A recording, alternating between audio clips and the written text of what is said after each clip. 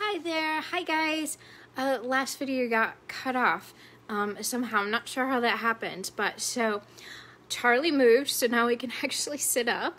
And we're back. So we were just talking about, so we'll kind of take it from the start, I guess. We were talking about we're already at the end of February. I don't know where you guys are at, but it's almost like we're getting a taste of spring today. The sun wasn't out, but it was maybe like in the low 50s, so it was actually kind of warm. And it's always funny because we always say 50 and 60 degrees in New York is like a heat wave in the spring, but it's freezing in the fall. So always kind of just relative. But yeah, so we're having a little bit of a heat wave here, a taste of spring coming. But we're wrapping up this month that we've talked about relationships all month. We've talked about relationships with casual acquaintances, with toxic people, or just unhealthy relationships, as well as with the people we love. And we want to improve our love connections with the 5 love languages. So last but not least, we have the relationship with the most important person of all. Guess who that is? You. So you are stuck with yourself your whole life. People will come in and out of your life, and they'll go and they'll pass away, or you'll grow apart, or hopefully, they're there for as long as you can have them. But no matter what, you are the one person that will always be there in your life. You're kind of stuck with yourself. So because of that, that is the relationship that you really need to spend time working on. And trust me, I know it's probably one of the hardest relationships you can ever work on and be stuck working on. But it is so imperative to having a happy and fulfilling life to work on that relationship with yourself. So I just wanted to talk about a few things you can do today, and we'll talk more about this as we go on. And as always, remember, I'm here as a life coach for you, an adulting coach. So if you ever want to just chat and book an appointment with me, please do. I'd love to hear from you.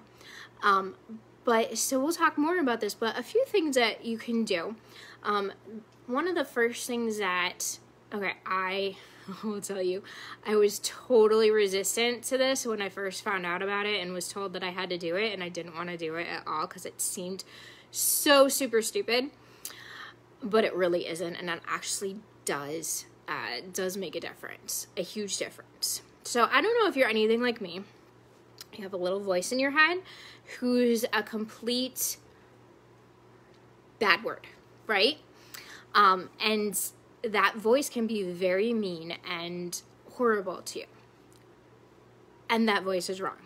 1,020 billion% wrong. And so the thing is that you have to pull the badass out of you. Oh, sorry. Didn't mean to say that. You have to, I'm going to say it again anyways. You got to get badass with that. You got to get attitude with that voice in your head and say stop. Stop. That's it. Once it starts spiraling down, and I will even say it out loud, like if I know I'm starting to spiral, sometimes I'll say stop, and then I'll take a deep breath. Sometimes, and this actually develops subconsciously, but I notice that sometimes when I get into a bad place, I'll just do this little thing with my head, and it's almost like I'm just like trying to shake it out. So sometimes even just adding a movement in there can help thwart that spiral down of that voice that gets in your head.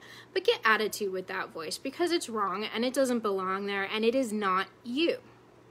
So back to the thing that I told you that I didn't super love doing, but it's the concept of affirmations.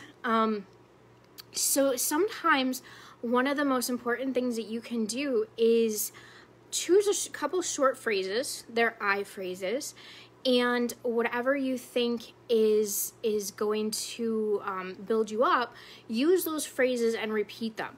Put them on a little sticky note on your mirror and say them every day. Say it every time you look in the mirror. And it can be something as simple as, I love myself. I am a good person. I am a great friend. I am helpful. I have potential. I am excited about this, that, or another thing. So these affirmations are just short statements that you just say without any caveats or anything like that, and you repeat them. And the point of this is that it takes those phrases that are already stuck in your head, because your brain is actually, if you're one of the people who have those negative voices, your brain is actually changed, and your neuro-pathways have literally, it's almost like it digs trenches in your brain, and it's in this trench and it's stuck in there with the negative thoughts. But when you start to retrain your brain with affirmations, affirming the positive things about you, you start to fix those neural pathways and start to rebuild a new trench in a more positive direction.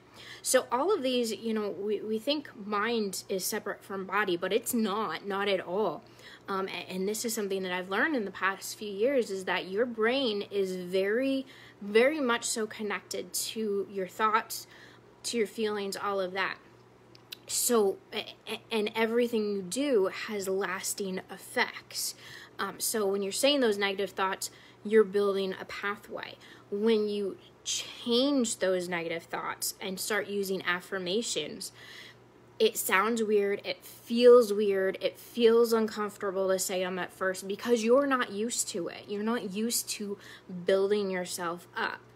And so this is something that has got to take time to get used to, to get used to building these neural pathways in your brain in a positive direction.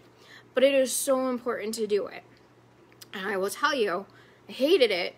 I still hate it. I still kind of hate it, sorry.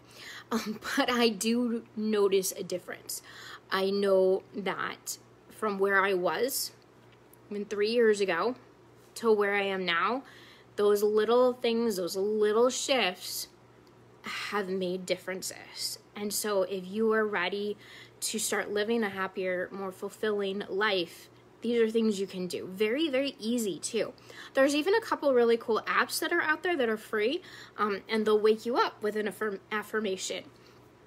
So a lot of things, or just put sticky notes with happy sayings about yourself. I am positive thing. And do that as much as you can. And that will really add up to making a difference.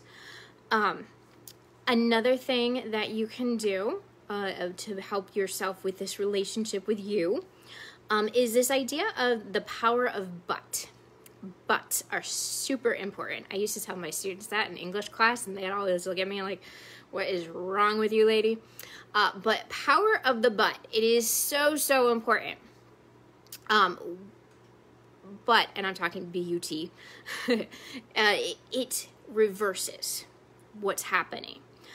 So when you start to go in that downward spiral of something, or if your voice is reminding you of this mistake and that mistake or another mistake, you flip your language. You say, but,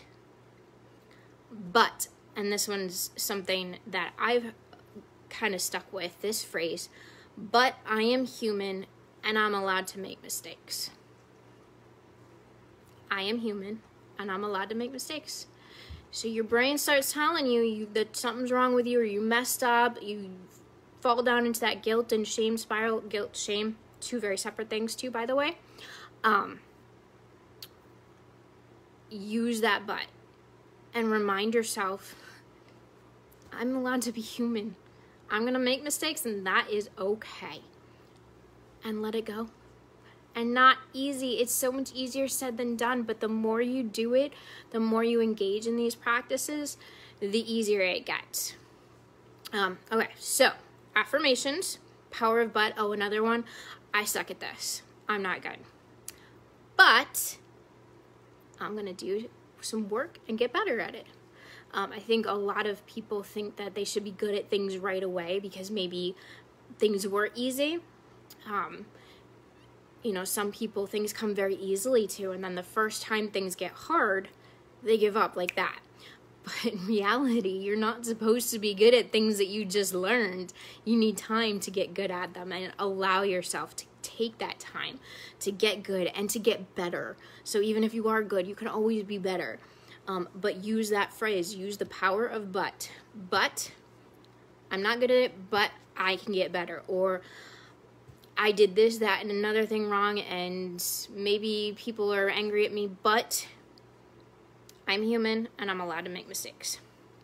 So third thing, going back a little bit to the movement, again, movement is, it sounds silly, but being aware of your body and how you are even sitting, standing, anything, it can make a huge difference in the release of endorphins, the ability to find some happiness and peace just with how you move your body. So if you're kind of feeling blah and yucky, I know everybody hates to hear it, but get up and move.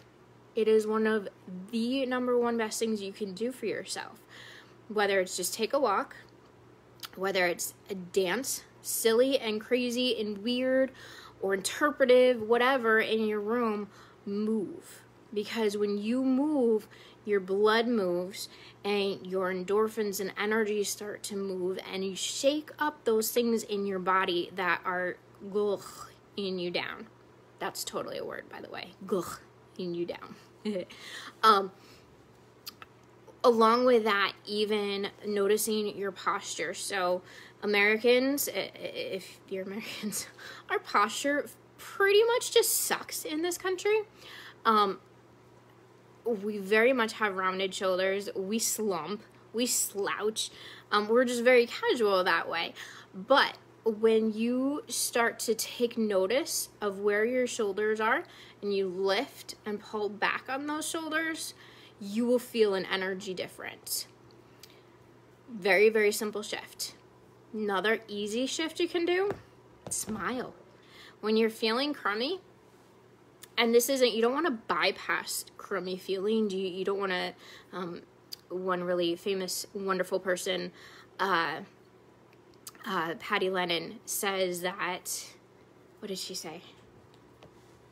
Oh, you don't want to spiritually bypass things. You want to make sure that you feel into your emotions and honor them and feel good about that, and process your emotions. You don't want to just pretend they don't exist.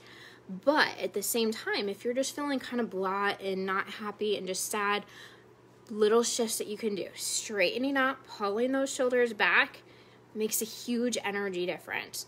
And smiling. You can actually trick yourself into a better mood by smiling. Your brain doesn't know that you're just fake smiling. Your brain only monitors that physical response, and when your muscles tell you to smile, that tells you to release endorphins, which are your happy kind of chemical. So even just smiling, even if it's not totally real, it can help. Now, it doesn't make bad things go away, but it can help bring you back into a more calmer state or anything like that. And another one, I'll tell you. So someone taught this to me, and it's really goofy and silly, but it does make a difference. Okay, you know how Superman has his pose? Kind of like half Superman, half Peter Pan, where you stand with your feet. It will actually help you make a physical shift in your feelings and your emotions and your energies. So definitely give it a try. Yes, sometimes it's a little silly, but if it means living a happier, more fulfilling, calmer life, those are great things you can do. Very, very easy shifts. So, affirmations. I want sticky notes all around your house, all around your bedroom. Happy thoughts about yourself. Use that power of but. Anytime your brain starts to spiral, get attitude with it. Stop. Trigger it with a movement, shake it out. But I'm human and I'm allowed to make mistakes. But I may not be there, but I'm going to be there someday soon because I'm going to work at it. And movement, you know, silly dancing, going for a walk, doing your Superman pose, any of those things. Those are really great ways to just shift yourself into a happier relationship with you, which is what it is all about, because you're all you got. And you are pretty special and amazing, and anyone who tells you differently, tell you what, they are completely wrong.